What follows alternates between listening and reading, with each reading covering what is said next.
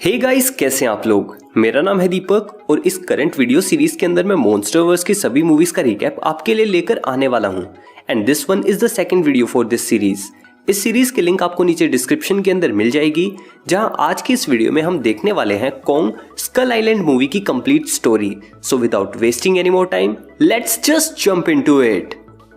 तो कहानी की शुरुआत होती है 1944 में एक साउथ पैसिफिक में मौजूद आइलैंड से, जहां वर्ल्ड वॉर 2 के टाइम पर 2 फाइटर प्लेन्स क्रैश होते हैं, जिनमें से एक तो होता है अमेरिकन पायलट हैंक मार्लो और दूसरी जापानीज पायलट गनपे इकारी। ये दोनों इसी आइलैंड पर अपनी बैटल को जारी करते हुए कुत्ते बिल्लियों की तरह लड़ते हुए दिखाई देते हैं और एक दूसरे की जान लेने की कोशिश करते हैं until they came across a 100 feet ape। Cut to 1973, जहां पर बिल रैंडा नाम का एक आदमी, जो कि यूएस गवर्नमेंट ऑर्गेनाइजेशन मोनार्क का हेड है, वो एक न्यू प्रोग्राम लॉन्च करने के बारे में कहता है, जहां पर वो प्राइम ऑर्गेनिजम्स की जांच शुरू करने वाले थे from a recently discovered place called Skull island.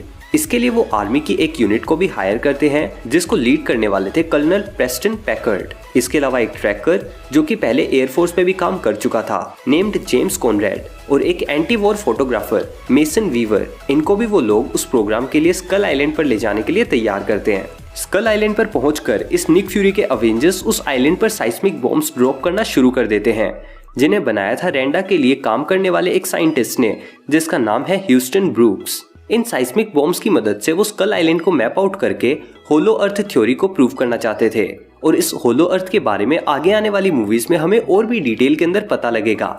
इसी बॉम्बिंग के दौरान इन सभी पर कॉन्ग का अटैक हो जाता है, जिस वजह से पूरी टीम स्कल आइलैंड पर 2 टुकड़ों के अंदर बट जाती है। इन 2 टीम्स में से पहली टीम में हमें नजर आते हैं लोकी, कैप्टन मार्वल और कुछ दूसरे रिसर्चर्स, और वहीं दूसरी तरफ है निक फ्यूरी, रैंडा और अपने अवेंजर्स के साथ। प्रेस्टन यानी कि निक फ्यूरी अपने हेलीकॉप्टर पायलट से कांटेक्ट करने की कोशिश करता है, ताकि वो उसके पास मौजूद बॉम्ब्स की मदद से उस एप यानी कि कॉन्ग को मार सके। वहीं कॉनरेड का ग्रुप वहां के लोकल ट्राइबल ग्रुप से मिलता है, जिनके साथ हमें यूएस का एक पुराना सोल्जर भी दिखाई देता है, जो कि और कोई नहीं बल्कि मूवी की शुरुआत के अंदर दिखा पायलट हैंक मार्लो ही था। हैंक उन्हें बताता है कि उस जाइंट एप का नाम है कॉन्ग, और वो इस आइलैंड को दूसरे प्रेडेटर्स से बचाता है, जिनमें से एक सबटेरेनियन रेस के बारे में वो उन्हें बताता है, जो कि है स्कल क्रोलर्स। और इन्हीं स्कल क्रोलर्स ने कॉन्ग की पूरी स्पीसीज को खत्म किया था, लिविंग ओनली कॉन्ग बिहाइंड। और वहाँ के लोकल्स का मानना है कि जब कॉन्ग की डेथ होगी, तभी एक विशाल स्कल क्रोलर वहाँ आएगा और पूरे आइलैंड पर तबाही मचा देगा। हैंक उन्हें बताता है कि इस आइलैंड पर फंसे रहने की वजह से वो और उसके साथ फंसी जापानीज पायलट गनपे इकारी फ्रेंड्स बन गए थे, पर कुछ समय पहले ही इकारी की डेथ भी किसी एक स्कल क्रोलर की वजह से हो गई। यहीं पर उस पायलट चैपमैन को भी एक स्कल क्रोलर कच्चा चबा जाता है, और उस जगह से निकलने के लिए मार्लो इकारी और अपने क्रैश्ड प्लेन्स के टुकड़ों की मदद से एक बोट तैयार करने की कोशिश करता है, और उस रिवर से गुजरते समय ही उनमें से एक आदमी को एक कार्निवोरस बर्ड उठाकर ले जाता है। That clearly indicates कि स्कल आइलैंड कितना ज्यादा भयानक है। यहाँ पर ये प्रेस्टन के ग्रुप के साथ कम्युनिकेट करने के अंदर कामयाब भी हो जाते हैं। जब वो दोनों ग्रुप्स मिलते हैं, तो प्रेस्टन इंसिस्ट करता है कि वो उनके साथी यानी कि उस पायलट चैपमैन को ढूंढने बिना आगे नहीं जाएंगे।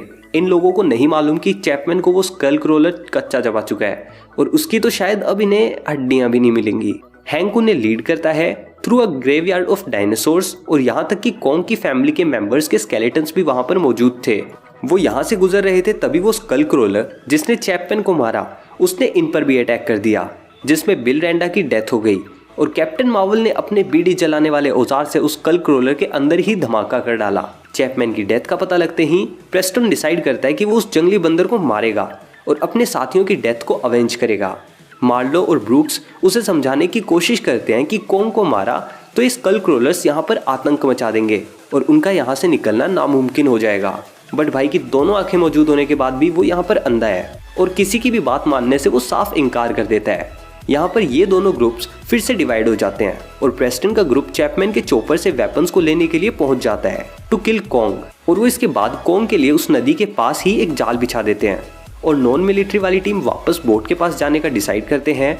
जिस बीच कॉनरेड और मेसन कॉन्ग से बहुत करीब से मिलते हैं, और उसके पीसफुल नेचर को देखकर दे डिसाइड दैट किसी भी हालत में उन्हें कॉन्ग को बचाना ही होगा, क्योंकि उसने कभी भी दूसरों पर सामने से हमला नहीं किया था, वो तो सिर्फ अपने घर को बचाने की कोशिश कर रहा था।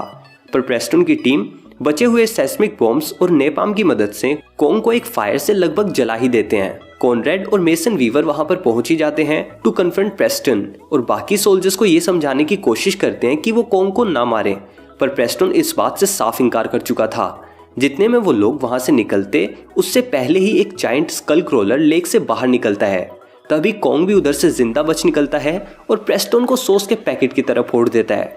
वो स्कल क्रोलर एक बार के लिए तो कॉन्ग को ओवर पावर करता हुआ नजर आता है, पर खुद की असीम शक्तियों और थोड़ी बहुत इंसानों की भी मदद की बदौलत कॉन्ग फाइनली उस स्कल क्रोलर को जान से मार ही देता है और वो सभी इसी के साथ स्कल आइलैंड से शांतिपूर्वक निकल जाते हैं। मार्लो फाइनली अपनी फैमिली से रीयूनाइट हो पाता है, जिन्हें उसने लास्ट टाइम वर्ल्ड वॉर 2 के टाइम पर देखा था, और लगभग 29 साल बाद वो अपने बेटे से पहली बार मिलता है। मोनार्क इसके बाद वीवर और कॉनरेड को एक बार के लिए अपने पास रोकते हैं और वो उन्हें बताते हैं कि कॉन्ग अपनी तरह का इकलौता मॉन्स्टर नहीं है, और इसी के साथ वो उन्हें कुछ केव पेंटिंग्स की फोटोज भी दिखाते हैं विच इंडिकेट कि कॉन्ग जैसे अभी भी और भी अनगिनत मॉन्स्टर्स इस धरती के ऊपर मौजूद हैं। और एकदम अंत में हमें नजर आते हैं 2 लड़ते हुए मॉन्स्टर्स, जो कि थे गॉडजिला और Ghidorah. Thank you all for watching up to this point. Next up this series we are gonna cover the Godzilla King of the Monsters movie. So make sure आपने इस चैनल को subscribe करके notification on किए हुए हैं so that you don't miss out on that video. या फिर आप सिंपली नीचे डिस्क्रिप्शन में मौजूद प्लेलिस्ट पर विजिट करके भी इस सीरीज की बाकी वीडियोस को चेकआउट कर सकते हो। गॉडजिला 1 की कंप्लीट स्टोरी जानने के लिए ऊपर वाली और मेरे चैनल की दूसरी किसी वीडियो पर जाने के लिए नीचे वाली वीडियो के ऊपर क्लिक करें। तो गाइस इस वीडियो के लिए इतना ही, मैं मिलता हूँ आपसे अगली वीडियो में। Until then, be dynamic and don't fear to do what you love. Peace.